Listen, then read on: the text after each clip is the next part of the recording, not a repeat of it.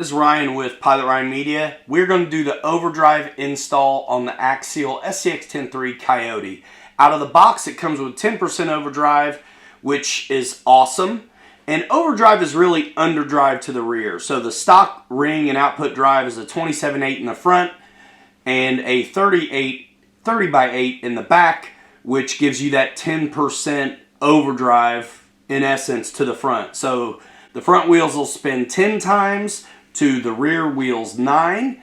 And once we put in the 33/8 Vanquish ring and output drive into the rear, we'll achieve a 20% overdrive, give or take, which gives us, again, 10 rotations up front, 8 in the back.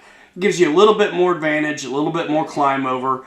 What is overdrive? What can it do for you? I'm going to let Connor Patton take it away from the overview video that him and Brian Nunez did on the product launch of this Coyote. Check that out. It's right here. Talk to me for somebody who's kind of maybe just starting off on, the performance side of crawling. What's the benefit of overdrive in front? So overdrive, depending on how much percentage of overdrive you have, as you're driving, it'll compress the shocks a little bit more and get the truck sitting a little bit lower, but also when you're climbing ledges, it'll also give you a little bit more grab in the front end and get you to pull up over obstacles a little bit better. Awesome. And it also improves your steering. So gosh, that's the front end kind of brings, exactly. It's almost like a forced dig, if you will, right? Correct, yeah. Awesome. We're going to get right into it. Stay tuned, though, to the channel because we're getting ready to do the 10.3 twin I-beam kit.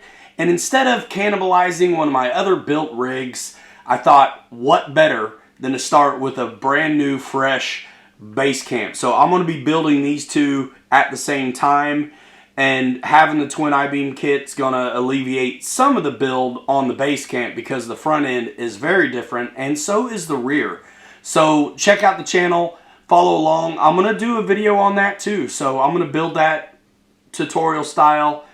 Check that out. I got the DXC Plus. Once I get the dig going in here, I'll be using that and taking advantage of the stock supplied 515 receiver, which has multiple channel offerings, so I can do that kind of thing.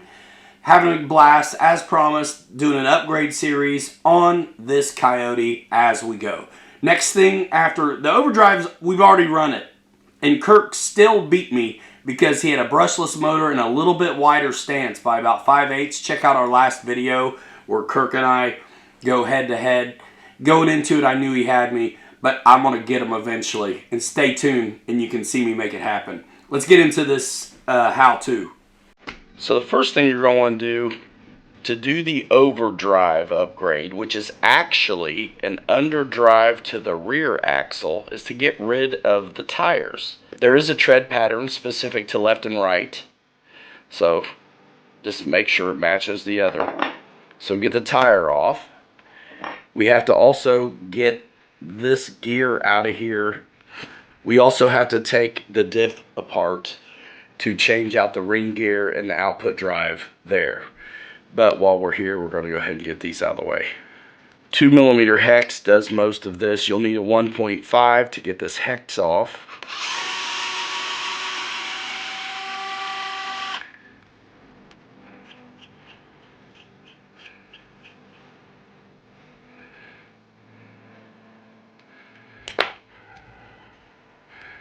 And keep in mind where bearings and shims go.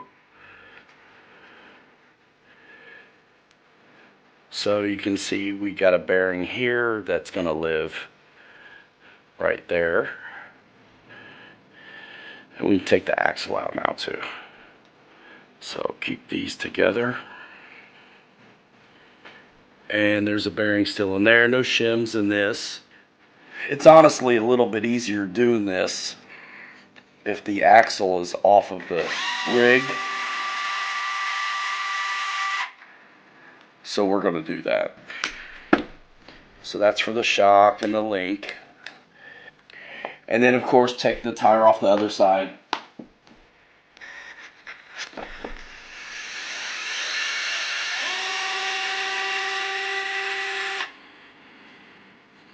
Now pull this out. You can pull it out with a stub axle. Go ahead and pull the axle as well.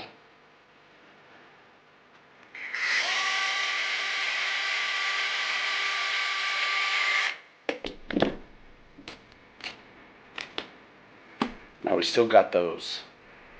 But that's okay, because it's made it really easy to access these, which we're going to do now. So here's our diff.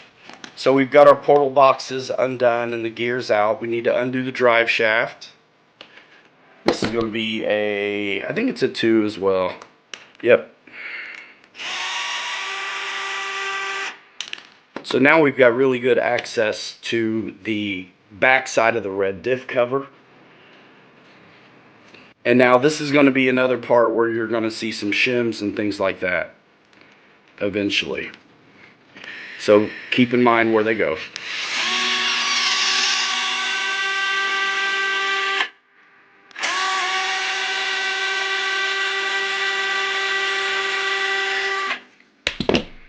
This is where you're going to want paper towels. Now you might be able to just push on that output drive and get this red thing, diff cover, to pop out. And again, it's going to be greasy. But we also want to pay attention to if there are any shims you need to pay attention for. So we'll wait a minute on that output pinion. And let's get this spool undone. So that there's a shim that goes on before the bearing goes on this spool right there. You can't hardly see the shim because it's stuck to my thumb. There it is. So that'll go on first, and then the bearing. And then this one sometimes is a challenge to come off, but this bearing has to come off to give you access to the bolts, because you have to reuse that spool. Paper towel time. All right. Like I said, this is sometimes a little tricky to get this bearing off, but you have to, because you're going to reuse the spool. And the shim is underneath this bearing too. We'll just work it, and it'll come.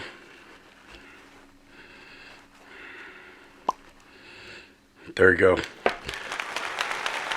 So now the bearing's off, and you can see there's the shim. So the shim's going to be the first thing on both sides of this. Now that's going to be a 1.5. These are sometimes hard to get.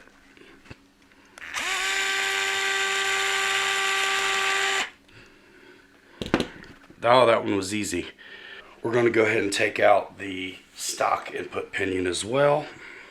So we've got the 30 tooth ring gear out, the stock one. So what it is, there's a shim and a bearing in there. So we're going to go with that. And then this, there are 2 shims here.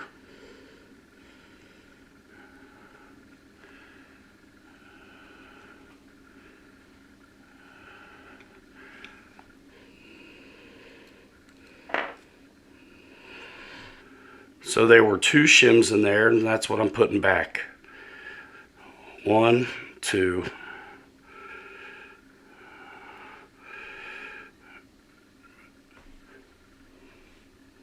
Got 2 shims on here. And it's going back in. Bearing still in its spot.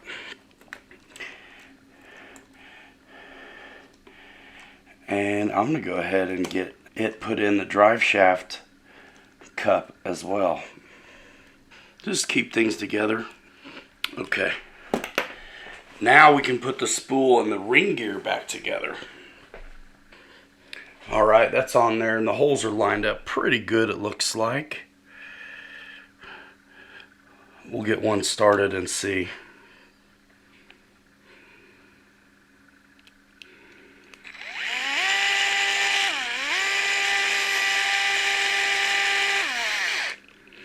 I'm not going to torque it yet.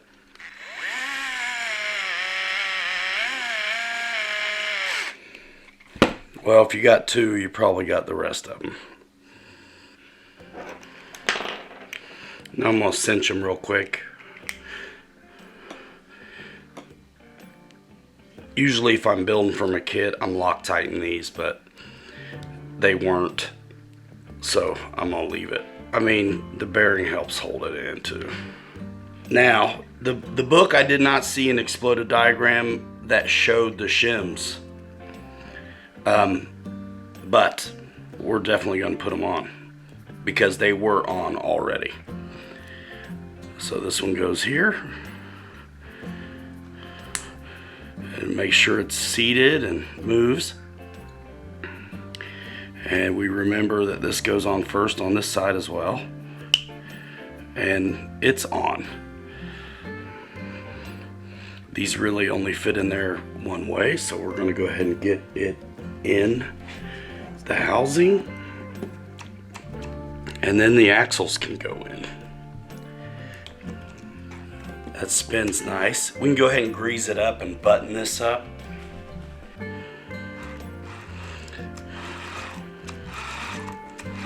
Sounds good.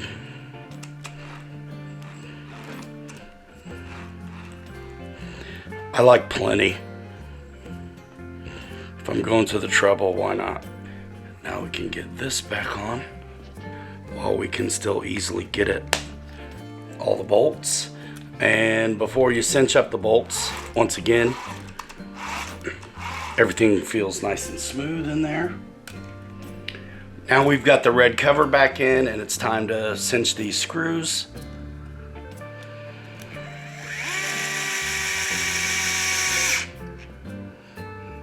Don't over tighten them.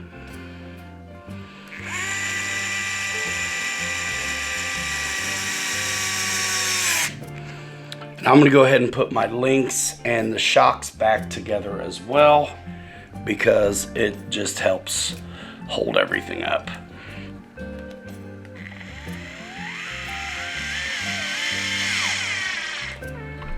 Okay, now we can do the little gears here in the portal boxes. And then you put the axle back in and turn it till it keys in, and your stock gear go right back. Make sure things turn smooth.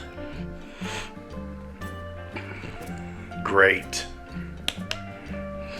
Now it's seated in there really good. Good.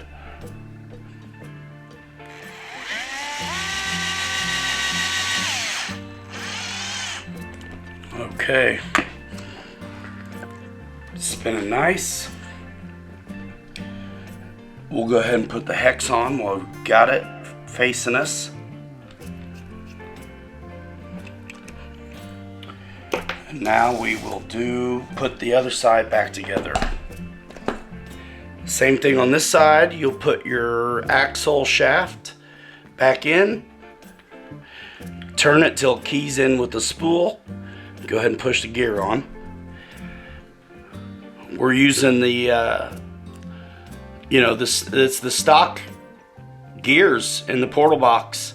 So all I did was the output drive and ring gear on this diff, and it was already 10% overdrive out of the box. And the 10%, it's kind of interesting. So the front tire spins 10 times to the back tires 9. Now you want to make sure your chevrons point the right way on your tires when you put them back on, because that would be embarrassing if they didn't. Okay, we're all back together.